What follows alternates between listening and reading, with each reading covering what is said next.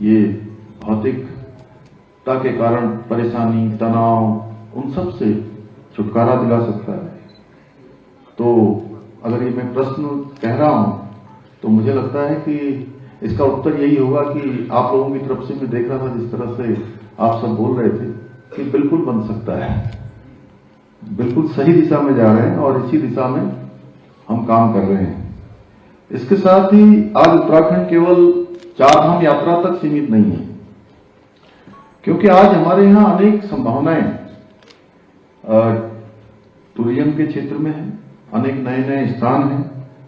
आज हमारे यहाँ प्रदेश में वेलनेस है, नेचर है, एडवेंचर है, कल्चर, योग, मेडिटेशन, सस्टेनेबल टूरिज्म का केंद्र बनने जा रहा है।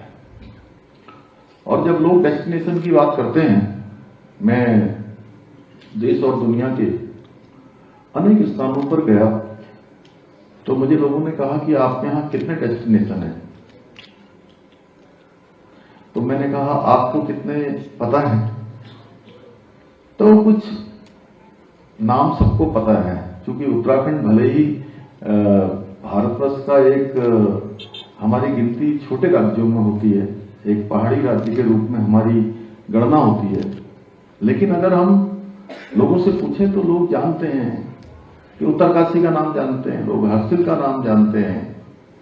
अभी अभी पर्यटन के क्षेत्र में मैं सांकरी गया था तो वहां भी बता रहे हैं कि 2-2.5 हजार लोग एक दिन में पर्यटक आ रहे हैं, होम स्टे पूरे भरे हुए हैं।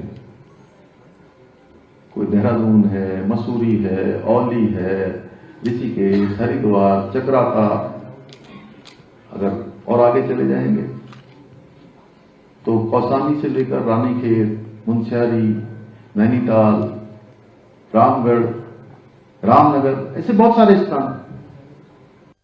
अभी टूरिस्ट क्षेत्र में एक नया डेस्टिनेशन बन गया मिलम का क्षेत्र, जहां एशिया का सबसे बड़ा ग्लेशियर है। प्रधानमंत्री जी आदि कैलाश चले गए, उसके बाद वहां जाने वाली संख्या कई गुना मल्टीपल हो गई, कई गुना बढ़ गई, और इतना ज्यादा कि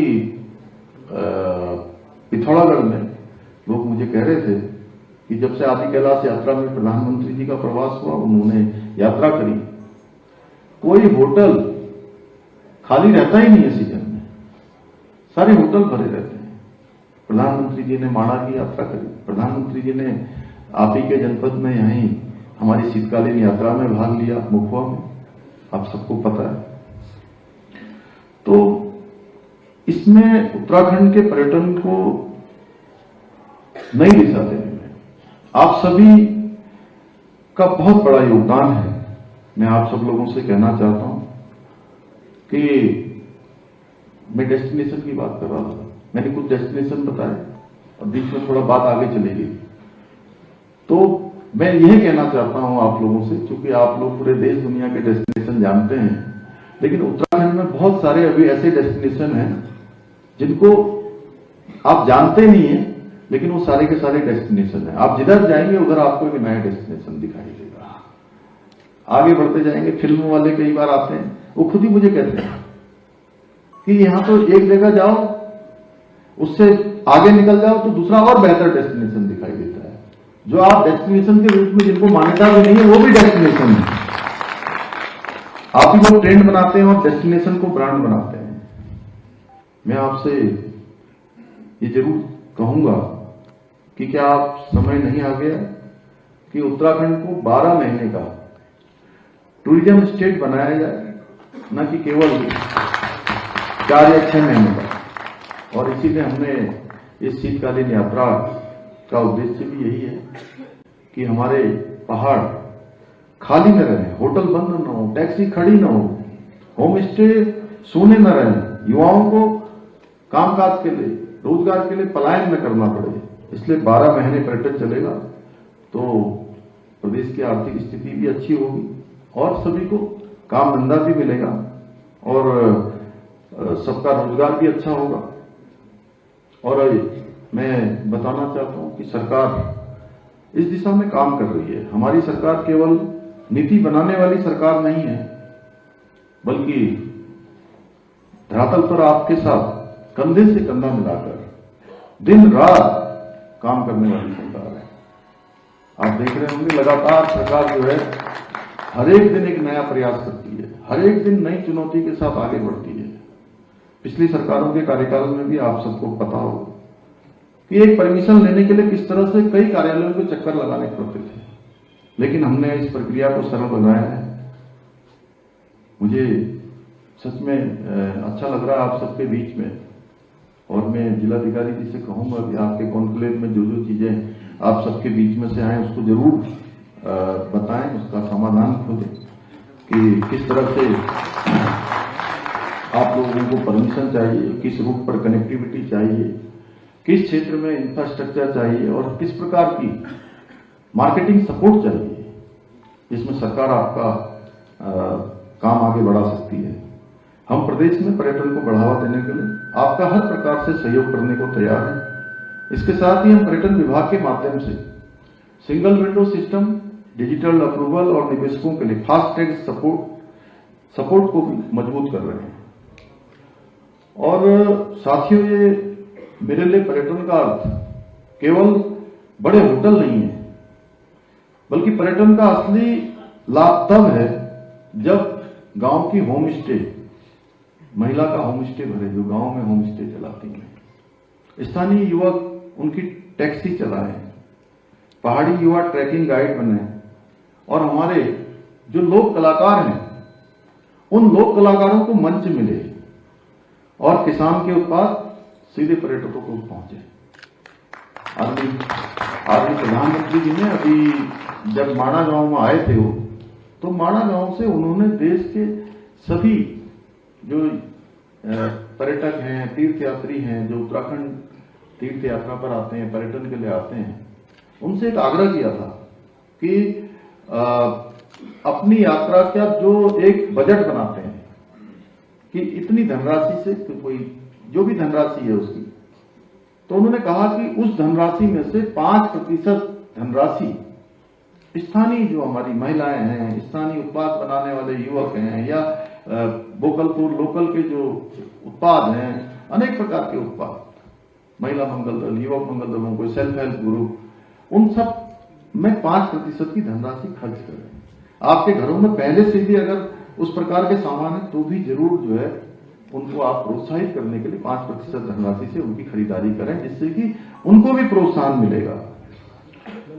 ऐसे हमने होम स्टे की नीति अगर मैं कहूं तो वो भी सरल बनाई है। लखपति दीदी योजनाओं से महिलाओं को जोड़ा है, लोकल गाइड ट्रेनिंग प्रोग्राम शुरू किए हैं, वोकल फॉर लोकल से भी पर्यटन को जोड़ा है। मैं आप सबसे एक बात और कहना चाहता हूं कि हम विकास चाहते हैं, विनाश की कीमत पर नहीं। हम चाहते हैं कि हमारा पर्यावरण भी सुरक्षित रहे, स्थानीय संस्कृति जीवित रहे और गांव का अंतिम व्यक्ति पर्यटन से जुड़े। यही हमारा रिस्पॉन्सिबल टूरिज्म मॉडल भी है। और विकास के मॉडल को भी हम इकोलॉजी और इकोनॉमी दोनों का बैलेंस बनाते हुए आगे बढ़े। जो हमारी विशेषता है, जो हमारी विरासत है, वो बनी रहनी चाहिए, लेकिन विकास भी होना चाहिए। दोनों में संतुलन हो, दोनों में बैलेंस हो। आप सभी से मैं आज आग्रह करता हूं कि अपने पैकेज में आप उत्तरकाशी, हरसिल, मुखवा, नेलोंग, चमोली, ओली, मुंशियारी, पिथौरागढ़, चंपावत, टिहरी, पौड़ी, रुद्रप्रयाग और सीमांत गांवों को भी आप शामिल करें। और थोड़ा सा जो मैंने शुरू में कहा आपसे, जितने डेस्टिनेशन आपको पता है उसके अतिरिक्त भी कुछ डेस्टिनेशन खोजने का काम आप भी करें। ये मैं आपको थोड़ा सा अपना आग्रह करता हूं कि एक काम मैं आप लोगों को देता हूं। आप हमारे अतिथि हैं और ये मेरा विशेष आग्रह आप सबसे है। आप पैकेज बनाइए, सरकार आपके साथ खड़ी है। उत्तराखंड आज निवेश के लिए भी तैयार है, क्योंकि उत्तराखंड के लिए पर्यटन केवल बिजनेस नहीं है बल्कि रोजगार का सबसे बड़ा इंजन है। होटल मालिक हो, होम स्टे संचालक हो, टैक्सी ड्राइवर हो, ट्रैवल एजेंट, हम चाहते हैं कि हर हाथ को काम मिले, हर गांव को पहचान मिले। यही हमारा लक्ष्य है और इस लक्ष्य को पूरा करने के लिए आप सभी का सहयोग और समर्थन चाहिए, आप सबका साथ चाहिए। देंगे ना आप सभी लोग सहयोग? थोड़ा आवाज कम आई ना, करेंगे ना हमारा समर्थन? तो जोर से बोलिए थोड़ा, करेंगे ना? चलिए साथियों, मुझे पूरा विश्वास है कि ये सम्मेलन उत्तराखंड को शीतकालीन पर्यटन के क्षेत्र में एक मॉडल राज्य के रूप में स्थापित करने में सफल होगा। मैं आप सभी से आग्रह करता हूं कि उत्तराखंड को सिर्फ डेस्टिनेशन नहीं बल्कि अनुभव के रूप में आप दुनिया के सामने प्रस्तुत करें, और जो आपके द्वारा जो बताया जाएगा, एक्सप्लेन किया जाएगा, इसको आप एक विस्तृत रूप से आप ब्रांड बना सकते हैं। मैं आप सबकी क्षमता को जानता हूं कि आप किस दिशा में कैसे इसको मोड़ सकते हैं। हमारी सरकार आपके साथ कंधे से कंधा मिलाकर काम करेगी। इसी के साथ आप सभी का पुनः धन्यवाद करते हुए, मुझे अच्छा होता कि मैं आपके साथ बहुत देर तक बैठता थोड़ा, लेकिन एक और कार्यक्रम चूंकि धार्मिक भी है, वहां पर हमारे देव डांगर और डंगरिया लोग जो रुके हुए हैं, डोलियां आ रही हैं, इसलिए उसमें भी मुझे प्रतिभाग करना है। इसलिए मैं आप सबका एक बार फिर से धन्यवाद करते हुए अपनी बात समाप्त करता हूँ। बहुत बहुत धन्यवाद। और आज मकर संक्रांति का त्यौहार है, माघ मेला भी है, उत्तरायण भी भगवान का हो गया है, तो मैं उसकी भी कहीं कहीं लोहड़ी भी है अलग अलग जगह पर, तो मैं इन सभी त्योहारों की भी आप सबको बहुत बधाई देता हूँ, आपको शुभकामनाएं देता हूँ और अपनी बात समाप्त करता हूँ। बहुत बहुत धन्यवाद सर।